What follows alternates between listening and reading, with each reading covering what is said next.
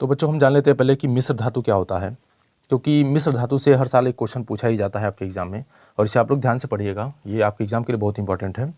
मिश्र धातु का अर्थ होता है कि दो या दो से अधिक धातुओं को एक निश्चित अनुपात में मिलाने पर मिश्र धातु का निर्माण होता है। यानी कि जब हम दो या दो से अधिक धातु को किसी निश्चित अनुपात में मिलाते हैं, उनका एक समांगी मिश्रण बनाते हैं, तो वहाँ पे जो नया चीज़ बनता है उसे हम लोग मिश्र धातु कहते हैं। ठीक है, और एग्जाम्पल के तौर पे यदि हम ले लेते हैं तो इसमें से आपके क्वेश्चन जरूर पूछे जाएंगे आपके एग्जाम में। तो पहला जो है स्टील, जिसके बारे में हम लोगों ने देखा है पीछे क्वेश्चन में।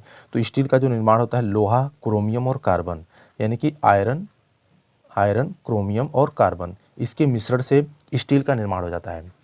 फिर इसी तरह से अमलगम जो मिश्र धातु है, इसका निर्माण होता है पारद प्लस अन्य धातु। पारद को हम लोग इसे पारा भी बोलेंगे आप, ठीक है ना, पारा भी बोला जाता है, जिसे मरकरी भी कहते हैं, Hg से दिखाते हैं। और इसमें कोई अगर अन्य धातु हम मिला देते हैं, लोहा मिला दें, कांपर मिला दें, तो फिर हमारा अमलगम का निर्माण हो जाता है। ठीक है, उसके बाद हमारा है पीतल। तो जो पीतल होता है, इसका निर्माण होता है कांपर और जिंक के मिश्रण से। कांपर और जिंक को जब हम मिलाएंगे एक निश्चित अनुपात में, तो यहाँ पे हमारा पीतल का निर्माण होता है। फिर अगली जो मिश्र धातु है कांसा है। कांसा का निर्माण होता है कांपर और टीन के मिश्रण से। कांपर और टीन का सूत्र होता है Sn। इनको जब हम एक दूसरे से मिलाएंगे तो जो हमारी मिश्र धातु बनेगी उसे हम लोग कांसा कहते हैं। इसके बाद होता है सोल्डर।